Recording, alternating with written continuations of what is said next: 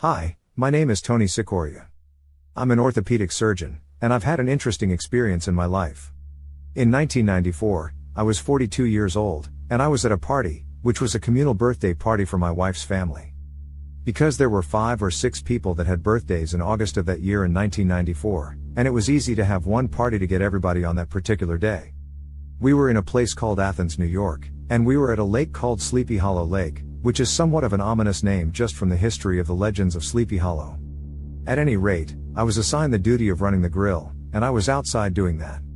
It was a beautiful summer day, the sky was clear, and I was doing my job. As the day wore on, my mom was not there, and so I decided I would go call her on the phone just to check on her. I was not paying attention to the fact that the sky had grown dark and a big cloud had formed over the lake, but I was busy, so I was oblivious to it. I walked around the front of the building, and we rented a pavilion, and the front of the building was a pay phone. So I walked around to the front of the building, and I picked up the phone. I dialed my mom, and she was busy and didn't answer the phone. After it rang 5 or 6 times, I decided, well, I'll just hang up and try again later. And as I started to take the phone away from my face, I heard a huge crack, and this big flash of light came out of the phone and hit me in the face. And I knew exactly what had happened. There had been a storm that had come up, and a bolt of lightning had come down and hit the building and came out through the phone and hit me in the face and just threw me back like a ragdoll. And as I was flying backwards from the impact and the very strange sensation of moving forward, and I was very confused because I thought, that's really a strange thing to happen.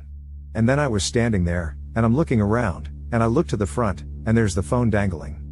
And I look to my right, and there's a staircase going up to the 2nd floor. And I just could not comprehend what is going on because I knew exactly what had happened. There was no lapse of any thought or memory, and now everything was different, and it didn't make any sense. And right at that second, I hear my mother-in-law screaming at the top of the stairs, and she comes flying down the stairs, and she's running right at me. And I'm thinking, this can't be good. But it was like she didn't see where I was. I'm standing right in front of her, and she comes running down the stairs, and she doesn't acknowledge that I'm standing there, and she just takes off to her left. And I thought, okay, well, I'm gonna go follow her. So I turned, and I started walking towards where she was going. And I was confronted with myself. I was totally shocked, and I see my body on the ground, and there are all these people that are standing around it. And I'm walking over toward the body, and I realize, oh my God, I'm dead. And I thought, I was kind of disappointed because I thought, well, it must be some sort of thing that would happen when you die, that bells go off or whistles or something. But there was nothing. It was just 1 second I was standing there in front of the phone, the next I was flying backwards, and then I had that strange sensation of moving forwards, which I'm assuming was me leaving my body. And now I'm confronted with the fact that the shell is on the ground, but my consciousness is with me. And that's a critical thing to realize because as I was standing there, I'm having these racing thoughts, and I realized that, oh my God, I'm conscious. I'm the consciousness of that empty shell on the ground. And I realized that whoever I am, I always am. There's no break in consciousness. There's no such thing as dying. Yeah, we die, but we don't cease. We continue, and the consciousness continues on. As I'm standing there and I'm watching, I'm trying to call out to them, but nobody can hear me or see me. And I thought, well, this is pretty strange. And there was a lady standing behind me waiting to use the phone, so she was probably 5 yards behind me, and she and her daughter were standing there. Her daughter was 13 years old, and she was waiting to use the phone because she wanted to call one of her friends. Her mom was sitting there with her. Turns out her mom was a nurse, and I saw her starting to get down to do CPR. And at that point, I thought, well, nobody can hear me, nobody can see me, and I feel stupid just standing here.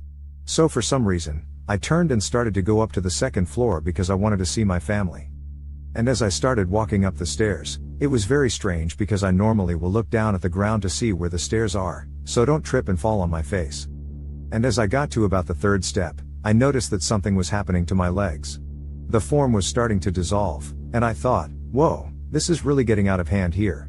And I continued walking up the stairs.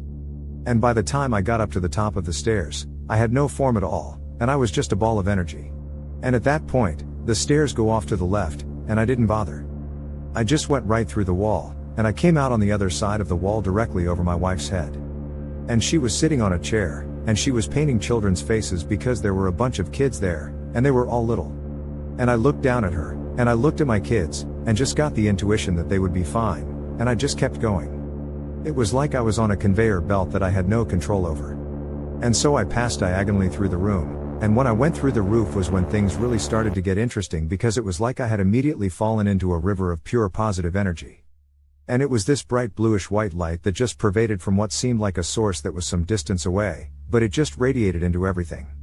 And it reminded me of when I was a child. I would swim in a creek that had a deep area in this crystal clear water, and I would lay down on the bottom and look up at the sun, and the sun would come through the water, and the rays would have this sparkly kind of appearance to it. And it reminded me of that. But what was so striking about this light was that if you can imagine absolute love and peace, that was what was the only thing that was in this energy. And I call it an energy because I could not only see the energy coming, but I could feel it, and I could actually see the energy form, which was really strange because I'm looking at it and I could see that that energy was what made everything. I was looking at trees and hillside, and I could see the lines of energy, and it was almost like a sine wave that was a low frequency vibration that was running through everything. And I thought, this must be the God energy. This must be what makes everything. And it was stunningly nothing but love and peace. And I don't think I could describe it any other way. And I thought, this was the greatest thing that could ever happen to somebody, to experience this.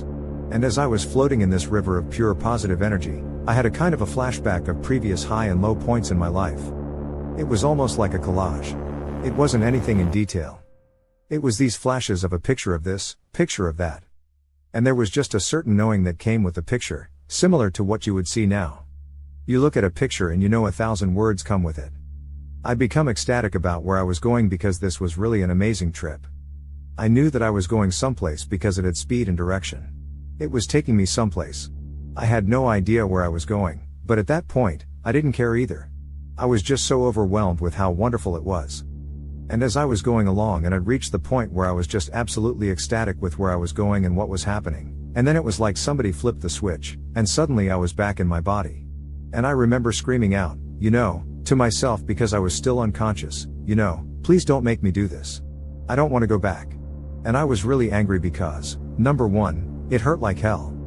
I went from absolute bliss to nothing but pain. Where this thing had hit me in the face left a burn on my mouth and a burn on my foot where it went out. Those things really hurt. And it seemed like it took, many minutes before I was able to open my eyes and to even regain consciousness. And when I did, I looked, and it was this nurse lady who was kneeling next to me. And I wanted to thank her for saving my life, but all that came out was, "It's okay, I'm a doctor." And she kind of laughed and said, "Well, you weren't a minute ago." And I felt so stupid for having said that. I said, "Okay, and the circuits aren't working too well, so I'm just gonna shut up." And at that point, the police came, and they wanted to take me in an ambulance. And I said, "No way. I'm not going to sit in the hospital for hours just to have somebody tell me, yeah, you got struck by lightning and then you're alive." So I wasn't thinking very clearly either at that point because I should have gone, but I didn't. I did have them take me home. And as we were going home, I called my cardiologist and my neurologist and asked them to take a look at me.